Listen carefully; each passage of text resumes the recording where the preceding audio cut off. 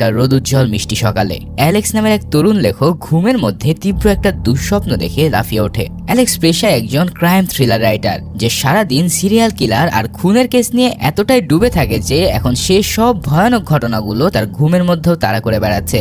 এখন ঘুম থেকে উঠেই ফোন হাতে নিতে অ্যালেক্স দেখে তার গার্লফ্রেন্ড আর্চানা 5 বারের বেশি কল করেছে। তাই সে এক্সারসাইজ করতে করতে বেশ কয়েকবার আর্চানাকে কল ব্যাক করে, কিন্তু প্রতিবারই তার ফোন ব্যস্ত দেখা যায়। আর্চানা আসলে পেশায় একজন অ্যাডভোকেট, যার কাজের চাপ এতটাই বেশি যে বেশিরভাগ সময় নিজের ব্যক্তিগত জীবনে সময় দিতেই পারে না। আর এই জিনিসটা অ্যালেক্সকে ভিতরে ভিতরে কুড়ে কুড়ে খাচ্ছে। এর কিছুক্ষণ পর মুভিতে দেখা যায় অ্যালেক্স একটা শপে কেনাকাটা করতে গেছে।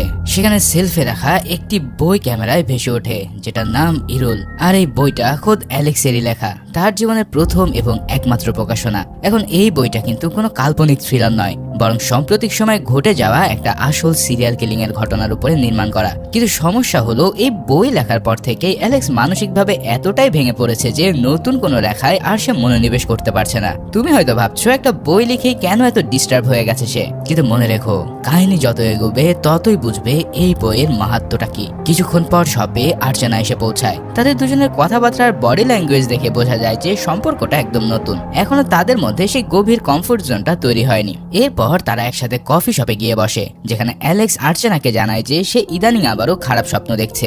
এই কথা শুনে আর্চানা জানায়, তোমার ক্রাইম থ্রিলার লেখার জন্য এই অবস্থা। এখন অ্যালেক্স চাইছে যে আর্চানার সাথে নিজের ভিতরে জমে থাকা সব কথাগুলো বলতে, কিন্তু হঠাৎ সেই মুহূর্তেই আর্চানার অফিস থেকে বারবার কল আসতে থাকলে অ্যালেক্স রেগে গিয়ে সেখান থেকে চলে যায়। সেদিন রাতে আর্চানা নিজ থেকে অ্যালেক্সকে কল করে সকালের ব্যস্ততার জন্য সরি বলে। অ্যালেক্স তখনও রেগে আছে দেখে আর্চানা প্রস্তাব দেয় সামনের সপ্তাহে সে পুরো ফ্রি, দুজনে মিলে কোথাও তারা ঘুরতে যাবে। অ্যালেক্স বলে, আমি আসলে তোমাকে ঠিক এটাই বলতে চাইছিলাম। আর্চানা তখন শর্ত দেয় নেটওয়ার্কের বাইরে এমন কোথাও যেতে হবে যেখানে কাজের কোনো চাপ থাকবে না। আর অ্যালেক্স এখানে এমন একটা কথা বলে